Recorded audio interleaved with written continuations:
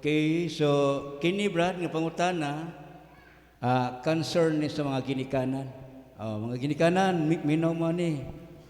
Brad, kung aduna ko'y anak nga kusod gayod magtubag-tubag, unya sumusukol, nga maoy makapasakit o magpayubos nako, which usahay mawad-an kog kaluoy o makapayubos nako. But wala nako siya, wala ko nagunaw na nga magtunglo kaniya. Matawag ba na nga tunglo? Nga sa akong nabalaan sa Biblia, nga honor your parents, makonsider ba ang iyang pagsukol-sukol sa ginikanan nga dishonor siya? So pakiro? Pero wala ko sa gitunglo, Brad. So atong basahon ang sa sulat ni San Pablo kabahin sa mga ginikanan no o kanang mga sa pamilya. Ang gingon dire Kolosas 3:20, mga anak, pag masinugtanon kamo kanunay sa inyong mga ginikanan, kay mao kanay makapahimuot sa Dios. So ang usa ka anak nga supakiro sa ginikanan nga why rason. So naade po'y pagsupak nga reasonable. Ibutang ta imong amahan sugog pangawat ug manok. Ikaw anak wa kay obligasyon ana nga mutuman. Pwede kang musupak ana. Kay ang mga ginikanan wa tagaig otorite sa Ginoo sa pagsugo o pagbuhat og dautan. Ang sugo sa Ginoo nga agakon ang mga anak paingon sa Ginoo. Kung ang mga ginikanan magsugo nagdili maayong butang, ikaw anak naa kay obligasyon nga mo balibad. Lamin na naka sa age of prison. Kaya nga di man nakabuton sa Ginoo. Abuse naman sa authority. Pero kung tinarong ang pagmaymay sa ginikanan, unya musupak ang anak, ikaw anak, magkasado kag disobedience na. Sakto to. Nga wa kay tahod sa imong ginikanan. Pero arita, natay i-consider pod nga matawag nato nga mga factor. Ngano man kahapod, ato pong susihon atong kaugalingon. Dili ta one-sided ba? Ngano kahapod nga kining akong anak di man ganahan maminaw nako. Kay basin ba unya nga sakto ta, pero ang atong pagpresent sa sakto nga butang o kamatuoran pinaagi sa singka kanang dili malumanay nga paagi ba. For example, kanang wa pa gani maguyab-uyab imo nang gigamag istorya usahay magod nang atong istoryahan maoy makapalayo sa mga anak nato. For example, hoy mata panglaba tapuan kang buanga ka no manong di man ka manglaba kanang pagpanglaba imo nang obligasyon. So sakto ron siya, pero wa pa gani musugot imo nang giingnag tapuan.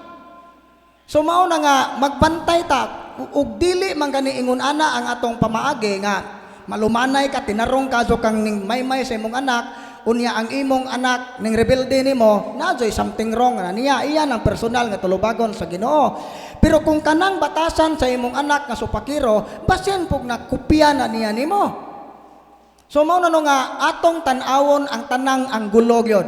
Kay kinigong pag kanang restore sa pamilya, kining reconciliation sa pamilya, dili man pwede nga ang usa ka side ay atong tanawon. Tanawon po na to ang both side.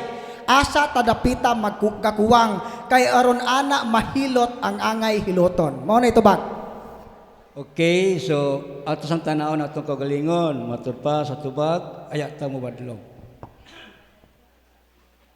Dugang pangutana Brad, nindot ni kay part ni sa deliverance.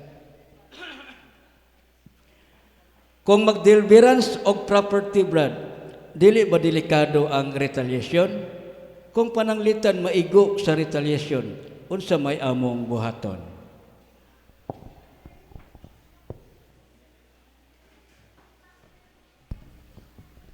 Kung mag-deliverance sa property, dili ba delikado ang retaliation?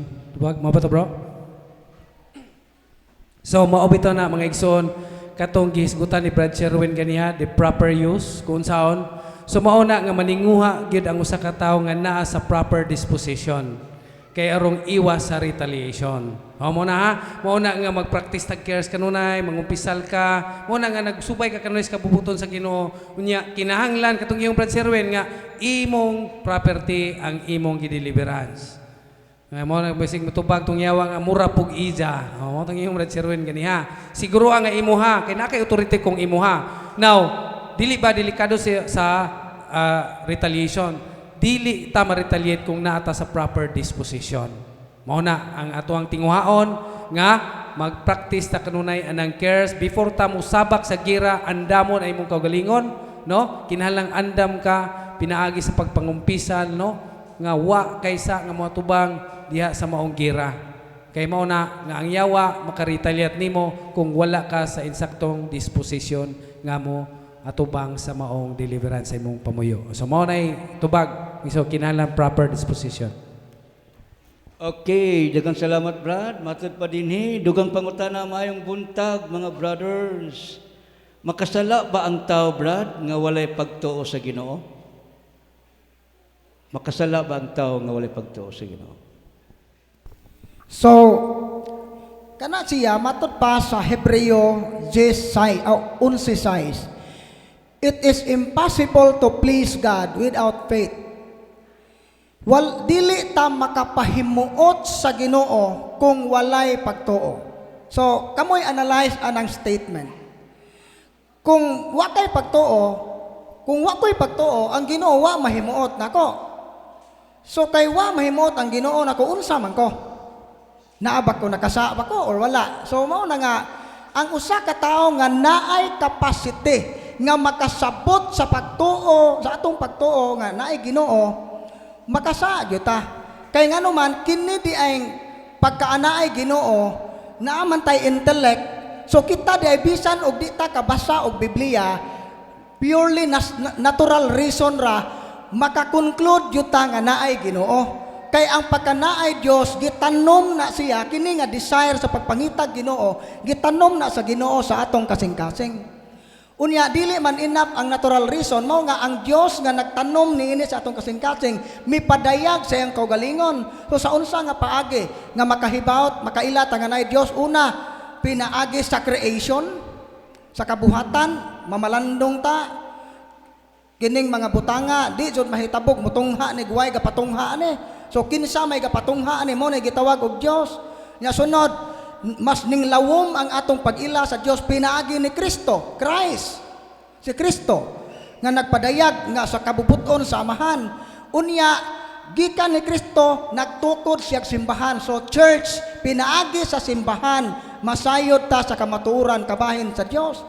So mao na diha sa 1 Timoteo 3:15, ang simbahan mao ang haligi og sukaranan sa kamatuoran. So waya mo tay ikarason nga di ta mo tuog Ginoo kay naa man tay utok. Gawas tingali aning mga tao nga naay diferensya sa pangisip kay ma-exempted na sila. Pero kung capable ta, intellectual capacity nga makasabot sa pagkaanaay Dios, makasa gyud ta kung di ta mo tuo nga naay Dios. Mao na itubag. Okay, time check. 11:40, so we have 5 minutes. Human sa open forum, magdungan tag-undang ha, kaya nagdungan tag-sugot, magdungan sa tag-undang. Kaya na pa mo tayo closing prayer.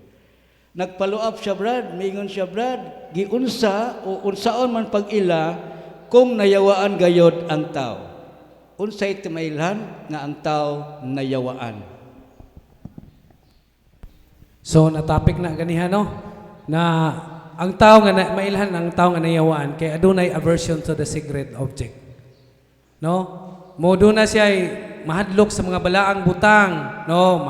Makakuan dili ganan. Kana lang pagdong ninyo dire, balaang lugar man Kana lang daghan kayong mo testimonya nato ni nga pagdong pa lang nila, pagplano pa lang nila naglain ang ilang buot. Dili mo na ay mga sakop sa pamilya nga nayawaan, mudong dire pagplano pa lang sa ginikanan di na mosugot nga muanhi dire. Samot na inigabot dire.